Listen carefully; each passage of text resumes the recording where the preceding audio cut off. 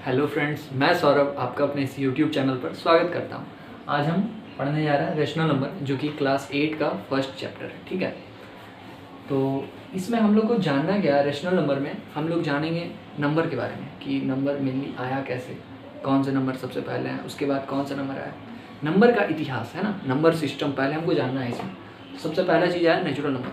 तो natural number क्या था? नेचुरल नंबर था काउंटिंग नंबर। नेचुरल नंबर किसको बोला गया? ये काउंटिंग नंबर है। काउंटिंग नंबर क्या कि अगर हम किसी चीज़ को काउंट कैसे करें, ये स्माइली है,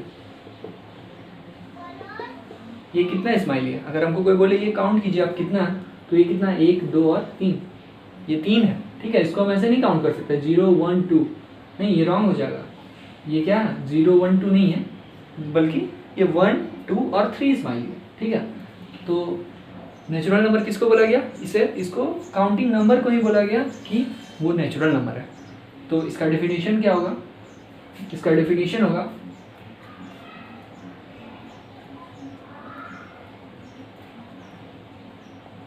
इट इज द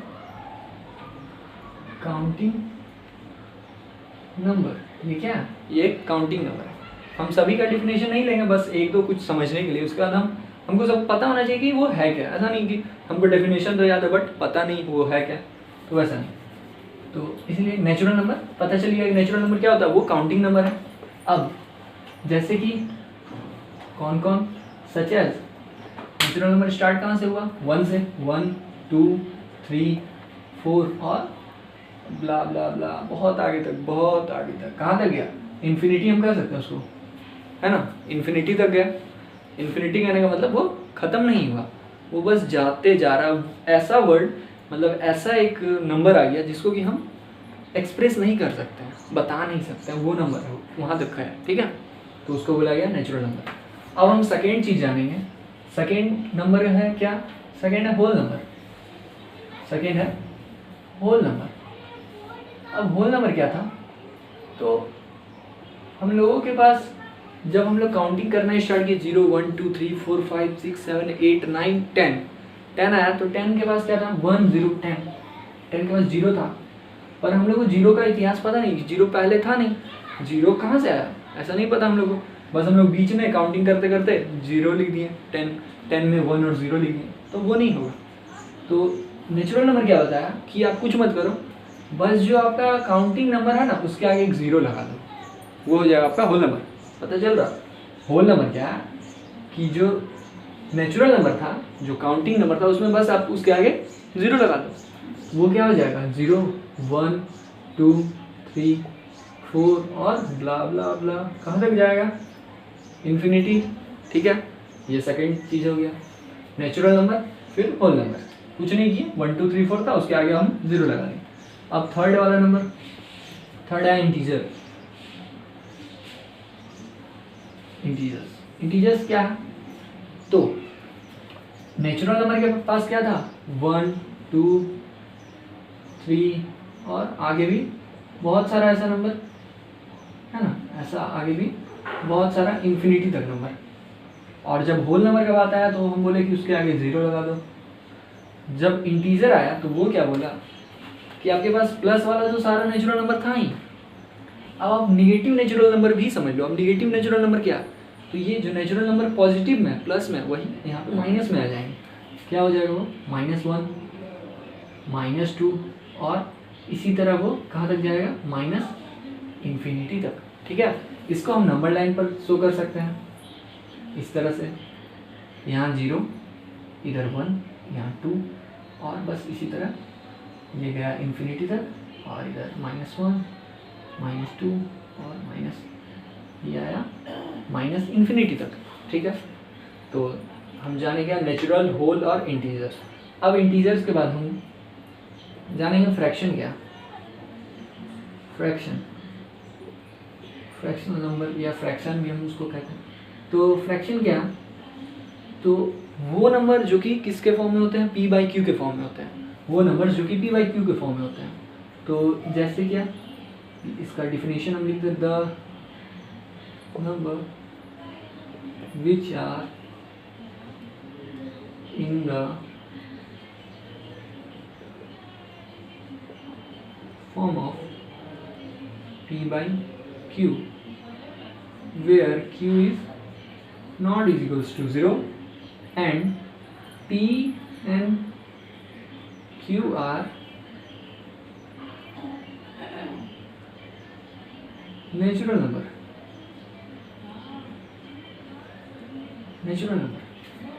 आप डेफिनेशन तो हम लिखवा दिए, पूरा तो क्लियर नहीं हुआ होगा, इसको समझते हैं। इसका एग्जांपल क्या हो सकता है, सच एज ये क्या बोल रहा है, the number which are in the form of p by q, जो कि p by q के फॉर्म में हो, तो हम किसी भी नंबर को ले सकते हैं, 3/4, 5/6, ठीक है, 2/0, -4/3, ठीक है। यहाँ तक में हमको यही पता चला कि p by q के फॉर्म में, तो हम p by q के फॉर्म में लिख दिए। पर जैसे हम यहाँ हैं तो यहाँ क्या बोला, q is not is equals to 0, q का वैल्यू 0 नहीं होना चाहिए, मतलब ये रॉन्ग है। यहाँ तो q हम 0 लिख दिए, तो ये मेरा फ्रैक्शन नहीं है। क्लियर हुआ, ये नंबर रॉन्ग है। अब हम आगे चलते हैं। And p and q are natural number, p और q होना क्या चाहिए, नेचुरल नंबर होना चाहिए। तो देखें ये तो नेचुरल नंबर सही है, ये भी सही है, पर यहाँ पे ये तो इंटीजर आ गया, ये नेगेटिव में आ गया, मतलब कि ये इंटीजर है। नेचुरल नंबर में तो सारा पॉजिटिव नंबर होता है, तो ये भी फ्रैक्शन नहीं है। ये हमको पता चला कि अच्छा फ्रैक्शन तो क्या, तो ये दोनों नेचुरल नंबर, सॉरी ये दोनों फ्रैक्शन नहीं है, ये दोनों क्या है, ये दोनों हमको पता नहीं ये क्या है, उसको हम हटा दिए, पर हाँ ये पता है कि ये क्या है, ये फ्रैक्शन है, ठीक है। अब हम इसके बाद चलते हैं रेशनल नंबर पे। रेशनल नंबर क्या है, जो कि हमारा चैप्टर है, रेशनल नंबर। रेशनल नंबर क्या है, तो इसका भी डेफिनेशन लिखते हैं, the number which are in the form of p by q where q is not equals to 0 and p and q are integers, ठीक है।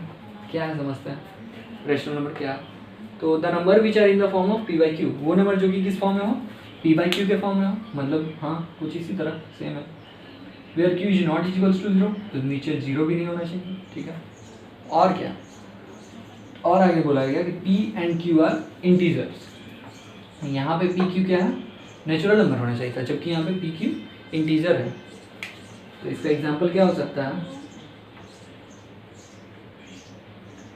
इसका एग्जांपल 2/3, 4/5, -4/2, कुछ भी हो सकता है, 2 हो सकता है, 2 हो सकता है, हाँ हो सकता है, क्योंकि हम 2 को क्या लिख सकते हैं, 2 को हम क्या लिख सकते हैं, 4/2 ही तो 2 भी तो लिख सकते हैं, या फिर 2 को हम 2/1 भी तो लिख सकते हैं। किसी भी नंबर के नीचे क्या होता है, एक किसी भी नंबर के नीचे 1 तो होता ही है ना डिनोमिनेटर, तो हम वो भी लिख सकते हैं, ठीक है। और भी बहुत कुछ। अब हम रेशनल नंबर के कुछ प्रॉपर्टीज को जानेंगे।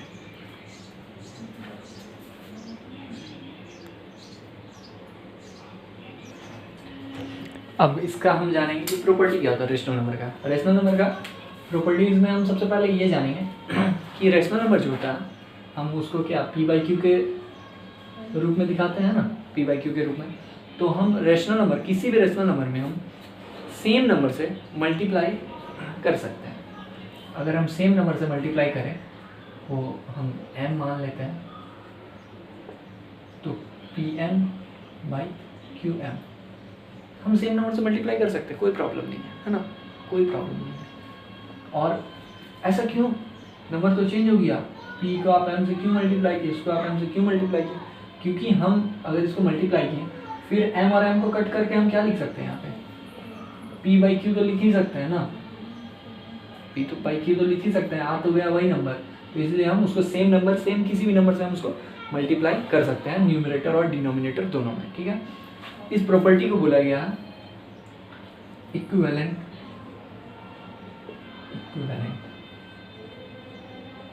ये जो रेशनल नंबर आएगा उसको हम बोलेंगे पी क्यू का इक्विवेलेंट ये है, ठीक है, equivalent rational number, rational number P by Q का इक्विवेलेंट रेशनल नंबर क्या है, पी एम है या P M by Q M है या फिर P into M by Q into M. ये पहला प्रॉपर्टी था। दूसरा प्रॉपर्टी क्या है कि पी बाई क्यू को हम सेम नंबर से डिवाइड भी कर सकते हैं, सेम नंबर से हम डिवाइड भी कर सकते हैं। तो एम से ही करते हैं, फेवरेट है, वहाँ भी था यहाँ भी रहेगा, है ना। तो एम से हम कर सकते हैं। तो क्या लिखेंगे, पी बाई एम लिखें, पी बाई एम डिवाइड में था तो पी डिवाइड का साइन, डिवाइड को हम बाई अप टू एम, फिर ये बाई की जगह डिवाइड का sign, Q by M, Q by M, ठीक है। अब फिर हम इसको क्या करेंगे, पी बाई एम डिवाइड जब हटता है तो एम मल्टीप्लाई आता है और नंबर क्या होता है, पलट जाएगा। तो एम और एम को हम कट कर दिए तो क्या आ गया, पी बाई क्यू ही आ गया ना। तो हमको पता चला कि अच्छा हम उस नंबर में जब सेम नंबर से डिवाइड किया हम न्यूमरेटर और डिनोमिनेटर में तो कोई फ़र्क नहीं पड़ा, नंबर वही आ गया। तो हम ऐसा भी कर सकते हैं। मतलब दो चीज़ हमको यहाँ से जानने मिला कि हम किसी रेशनल नंबर में सेम नंबर से मल्टीप्लाई कर सकते हैं न्यूमरेटर डिनोमिनेटर में, और डिवाइड भी कर सकते हैं उसके न्यूमरेटर और डिनोमिनेटर में, ठीक है। अब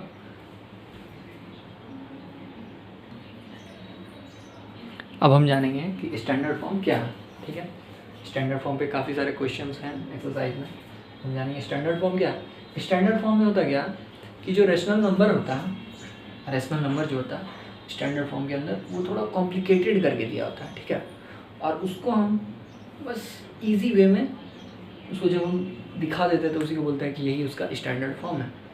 जैसे कि क्या यहाँ पर दिया है -8/12, कोई भी हम नंबर ले लिए -8/12, ये क्या है, ये एक रेशनल नंबर है, हाँ है।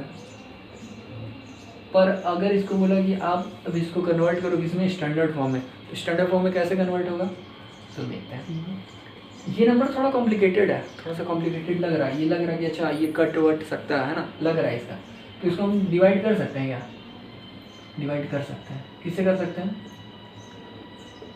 4 से कर सकते हैं ना, 4 2 ज़ा 8, 4 3 ज़ा 12। तो हम 4 से इसको डिवाइड जब कर दें तो क्या हो जाएगा, ये 2 टाइम्स में आएगा, ये माइनस बाई यहाँ 4 3 ज़ा 3 टाइम्स में -2/3 आएगा।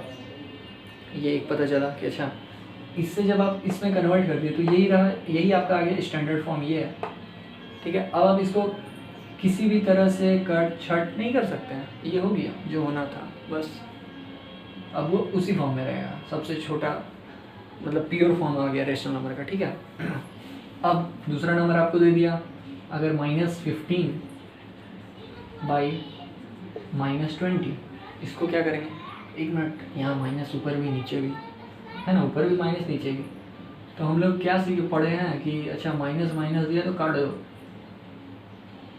ई काम ई कोई पढ़ा है, काट दो, क्यों काट दो पता है नहीं पता, वो सीखेंगे, ठीक है। काटना क्यों है, तो यहाँ माइनस है यहाँ माइनस है, तो हम लोग काटते काटते दरअसल वो इजी समझने के लिए बोला जाता है काट दो, ठीक है। पर क्यों काटते हैं, वो होता क्या है वो समझते हैं।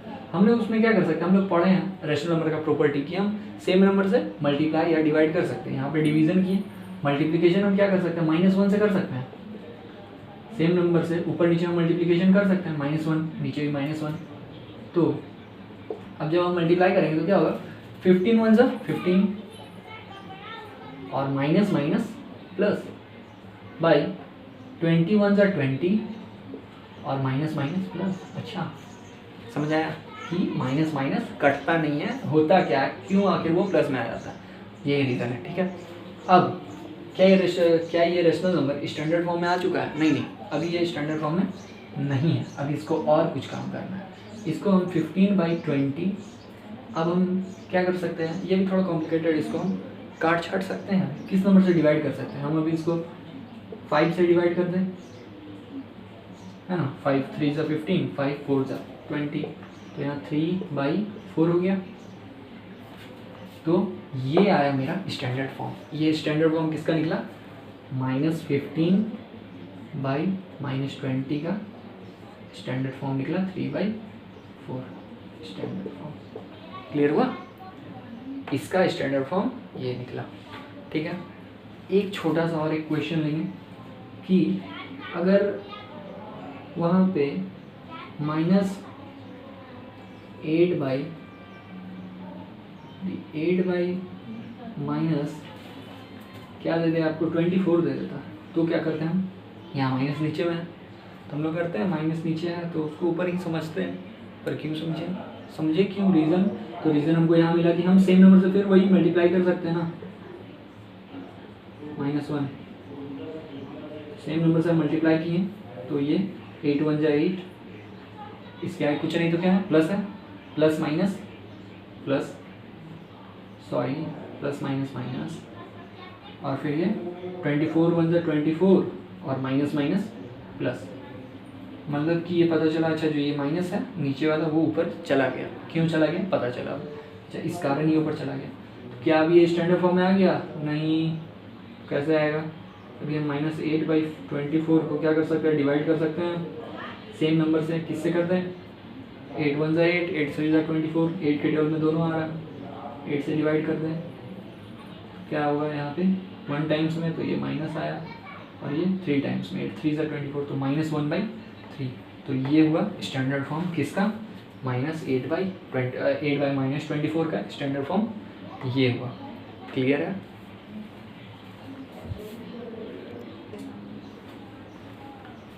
तो उम्मीद करता हूँ कि जो मैं समझाया होगा आपको क्लियर हुआ होगा, आप समझ पाए होंगे उसे। ठीक है, तो इसी के साथ अब हम इस वीडियो को समाप्त करते हैं और अगले वीडियो में उम्मीद है कि हम इसके एक्सरसाइज तक पहुँच पाएंगे, एक्सरसाइज में एंटर कर जाएंगे। ठीक है, थैंक यू।